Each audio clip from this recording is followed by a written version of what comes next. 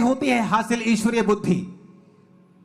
पहली बात, चाहे आप इस दुनियावी तौर पे मूर्ख हो, आप इंटेलेक्चुअल तौर पे ना पढ़े लिखे हो, तब भी आप बुद्धिमान हो सकते हैं। कैसे?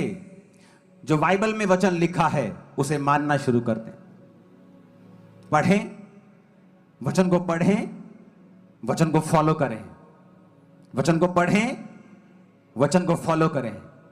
उसने कहा अगर तू वचन को पढ़े और इसे मानना शुरू करे, तू मूर्ख भी हो तो भी गिरेगा नहीं, तू मूर्ख भी हो तो भी तू सफर नहीं करेगा। क्योंकि तू अगर दुनियावी मूर्ख है और बाइबल पढ़ना शुरू कर दे, आप नीति वचन में पढ़ के देखो कितनी बुद्धि की बातें लिखी हैं। दोस्तों के साथ कैसे रहना है, समाज में कैसे रहना है, एक पत्नी कैसी होनी चाहिए, पति कैसा होना चाहिए, बच्चे कैसे होने चाहिए, बाइबल में हर चीज का जिक्र किया गया है। आज कितने घर हैं सेलिब्रिटीज से लेके आम लोगों से लेके जो टूटे हुए हैं। क्यों? क्योंकि बाइबल का वचन क्या कहता है? जब एक औरत की शादी होती है तो वो अपने हस्बैंड के मम्मी पापा को क्या बोलती है? मम्मी और पापा।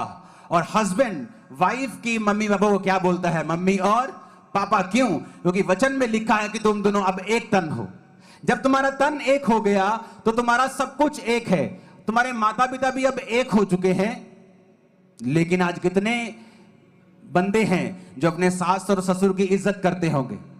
क्यों नहीं करते? क्योंकि दुनिया में उनको सिखाया नहीं गया।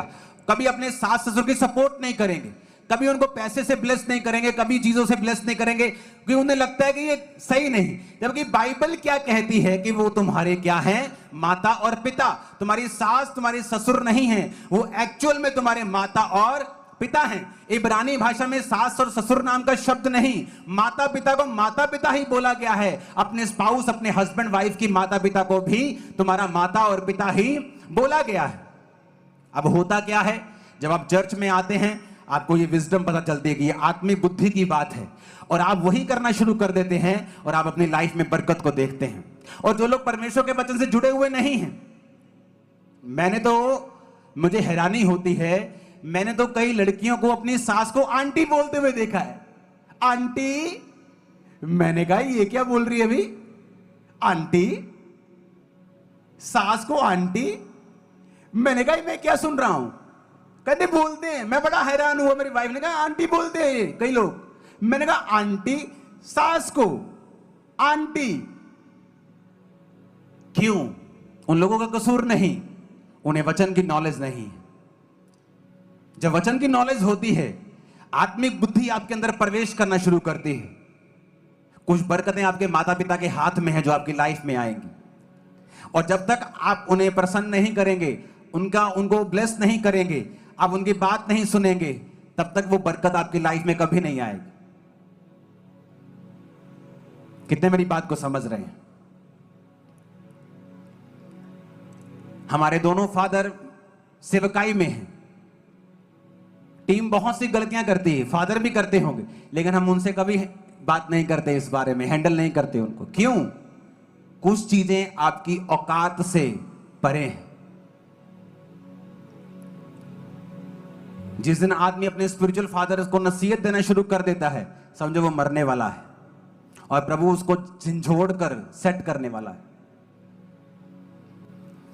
और जब आप आत्मिक बुद्धि हासिल करना शुरू करते हैं, पैसे के विषय में, शरीर के विषय में, घर के विषय में, जीवन के विषय में, बच्चों के विषय में, वाइफ के विषय में, बिजनेस के विषय में, जॉब के विषय में, अब बाइबल क्या कहती है? बाइबल कहती है जो जॉब करते हैं वो अपने मालिक को मसीह के समान समझें। लेकिन आपको पता ही नहीं होगा, लेकिन जब आप जॉब करते हैं, आप इंटेंशनली बॉस को कितनी गालियां निकालते हैं, याद करके देख लो। निकालते हो कि नहीं निकालते? आप अपने मालिक को कितनी गालियां निकालते हो? जब आप अपने मालिक को गाली निकाल रहे हो, वचन के अनुसार आप मसीह को गाली निकाल रहे हो। लेकिन आपको नहीं पता। क्यों? जब पांडा बुद्धि होगी अंदर, तो आपको पता ही है फिर पांडा क्या करता है। 170 ग्राम का बच्चा जनता है, बड़े बड़े साल बाद एक एक बच्चा जनता है, धीरे धीरे बच्चा जनता है। बड़ा मुश्किल है उसका बच्चे जनना, बुद्धि में रहना, गिरता है, बढ़ता है, पेड़ से नीचे गिर जाता है, हर बार उसे हेल्पर चाहिए। बुद्धि की कमी है। वचन क्या कहता है? कहता है जिस तरह तुम मसीह के अधीन हो, अपने बॉस के अधीन रहो। लेकिन हमें नहीं मालूम, हम कई बार अपने बॉस को गाली निकालते हैं। मैं जब काम करता था होलसेल का, तो बहुत से जो दुकानें होती थी होलसेल की जलंधर में, तो वहां पे बहुत से लड़के काम करते थे जो बैठते थे, तो बड़े लड़के अपने मालिक की बड़ी बदनामी और बड़ा उनको बुरा भला, काम भी वहीं करना है, छोड़ते भी नहीं थे, लेकिन बुरा भला भी अपने मालिकों को बोलते थे। अब उन्हें वचन नहीं पता। आपको वचन पता है क्या?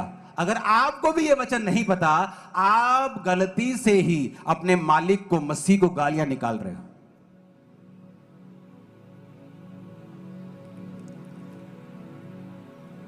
कितने मेरी बात को समझ रहे हैं आप?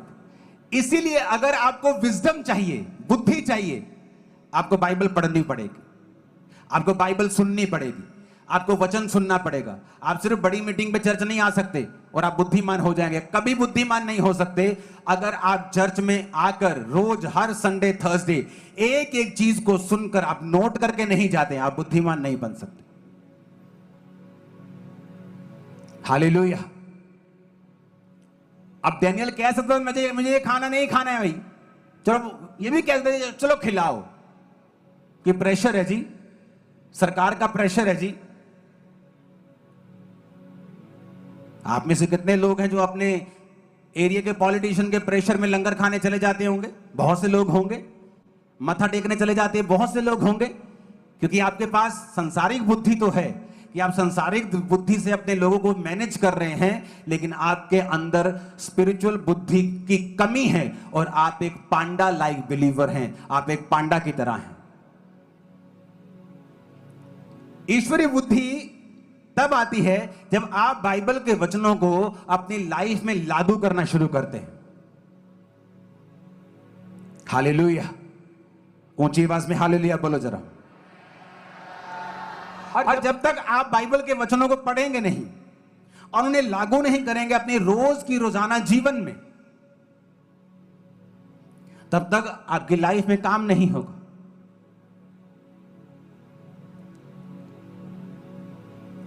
ऐसी डिस्कशन से दूर रहें जहां खिलाफत की डिस्कशन चल रही हो और आप उसका हिस्सा बन जाएं।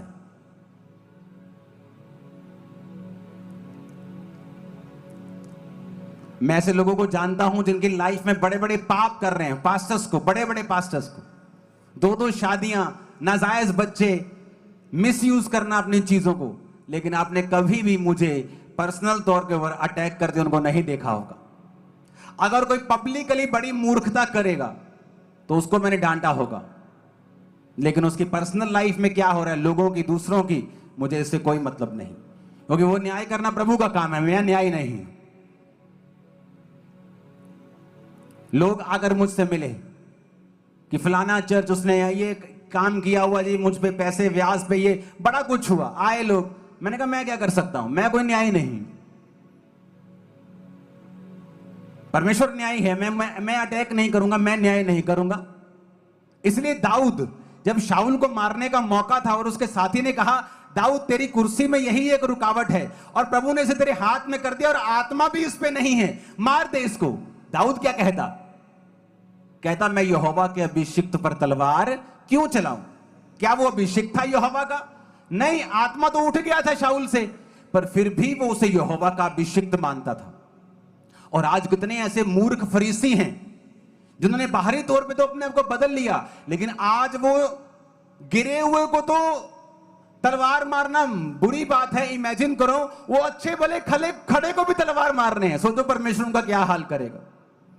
वो तो गिरे हुए को भी मारने नहीं देना चाहता। दाऊद कहता मैं इसको नहीं मारूंगा। अब दाऊद समझा सकता था अपने दिल को कि देख भाई, तू वो यहोवा का अभिषिक्त है, यहोवा ने राजा होने के लिए तेरा मसा किया और ये गलत राजा कुर्सी पे बैठा है, अगर तू बैठेगा तो और अच्छे काम कर पाएगा, लोगों का भला होगा। वो 10 तरीके से अपने आप को समझा सकता था कि मैं इसको मारना नॉर्मलाइज कर सकता हूं, लीगलाइज कर सकता हूं, कुछ नहीं होगा, मैं दिल को समझा लूंगा। लेकिन फिर भी उसको मालूम था कि यहोवा के अभिषिक्त पर तलवार चलाने से मैं गुनहगार हो जाऊंगा। इसे बोलते हैं स्पिरिचुअल विजडम। 70 साल का दाऊद हुआ। बाइबल कहती थी वो इतने उसने युद्ध किए थे, इतना वो लास्ट टाइम के ऊपर इतना बूढ़ा हो गया था कि कपड़े उड़ाने पर भी गर्म नहीं होता था। जब कपड़े उड़ाने पर गर्म नहीं होता था तो आप इमेजिन कर लो कि एक राजा जो 37 साल से राजा बना हुआ है, 30 साल से राजा बना हुआ है और लगातार राजा बना हुआ है, और किसी माई के लाल में हिम्मत नहीं थी कि दाऊद का कत्ल करके उसको गद्दी से हटा दे, क्योंकि दाऊद ने बोया नहीं, वो काटा नहीं। दाऊद ने कत्ल नहीं बोया कि शाऊल का कत्ल करके उसे गद्दी से हटा दे, इसलिए दाऊद को भी कोई गद्दी से हटा नहीं सका, क्योंकि जो उसने बोया वही उसने काटा। लेकिन आज बुरा हाल है, इसलिए परमेश्वर ने कहा अगर तुम्हारी धार्मिकता फरीसियों से ज्यादा नहीं है तो स्वर्ग के राज्य में प्रवेश नहीं कर पाओगे। इसलिए अपने आप को बचाओ ऐसी अनफ्रूटफुल डिस्कशन से, जहां 4 लोग बैठे हैं और पास्टर की डिस्कशन हो रही है, जहां 4 लोग बैठे हैं और माइक पे कोई बेफालतू का लोग बंदे पास्टर्स की खिलाफत कर रहे हैं। अपने आप को बचाओ, उनसे दूर हो जाओ, अपने कानों को दूर कर लो। क्यों? एक बंदा अपने स्पिरिचुअल फादर के पास आया, कहता मुझे ये दिक्कत हो गई है। उन्होंने कहा क्या हुआ, तुझे दिक्कत क्यों हो गई? चल ठीक है मैं तेरे लिए प्रार्थना करता हूं। उन्होंने प्रार्थना की, 7 दिन बाद, कुछ दिन बाद बुलाया होगा, वो फिर आया, कहते कैसा है? कहता नहीं प्रॉब्लम बढ़ रही है। कहते ये कैसे हो सकता है? कहते अब जा तू फास्टिंग कर, मैं भी फास्टिंग करता हूं, तू भी फास्टिंग कर, उसके बाद प्रॉब्लम खत्म हो जाएगी। फास्टिंग करके वापिस आ गया, कहते कैसा है? मैंने फास्टिंग की, तूने की? कहता हाँ मैंने भी की। प्रॉब्लम खत्म हुई? स्पिरिचुअल फादर ने पूछा, कहते नहीं हुई। वो बड़ा परेशान हो गया, वो कहता यार क्या हो रहा है तेरी लाइफ में ये? और वो जाकर प्रार्थना में चला गया और स्पिरिचुअल फादर ने खुदावन से पूछा, परमेश्वर क्यों तू उसकी लाइफ में काम नहीं कर रहा? परमेश्वर ने कहा पूछ कि जब तेरी कोई खिलाफत कर रहा था ये उसके पास बैठा था कि नहीं? उसने उसे फोन करके बुला लिया, उसने कहा आजा। वो आया और उसने कहा क्या तेरे साथ ऐसा हुआ है? उसने माफी मांगी, उसने कहा हाँ मैं उस डिस्कशन में कुछ बोला तो नहीं, लेकिन जो कुछ आपके खिलाफ बोला जा रहा था मैंने उसे सुना था और मैं कुछ बोला नहीं, मैंने डिफेंड नहीं किया, मैंने कुछ नहीं किया। तो परमेश्वर उससे निराश हुआ, नाराज हुआ कि जो अनॉइंटिंग, जो अभिषेक तेरे मैन ऑफ गॉड से, तेरे मेंटर से तुझे आशीषित कर रहा है, उस अभिषेक के खिलाफ तू कैसे सुन सकता है? इसीलिए उस अभिषेक ने तेरी लाइफ में काम करना बंद कर दिया। यह स्पिरिचुअल विजडम थी, उसने हासिल की कि आज के बाद मैं ऐसा कभी नहीं करूंगा, और परमेश्वर ने उसी दिन उसे छुआ और हील किया। यह स्पिरिचुअल विजडम थी। जब स्पिरिचुअल विजडम की कमी होती है हम फालतू में सफर करते हैं। जब आत्मिक बुद्धि की कमी होती है हम फालतू में अपनी लाइफ में बहुत सारे सफरिंग्स को, बहुत सारे दुखों को ले लेते हैं और हमें मालूम नहीं होता कि क्यों हो रहा है। हालेलुया, ऊंची आवाज में हालेलुया बोलो जरा।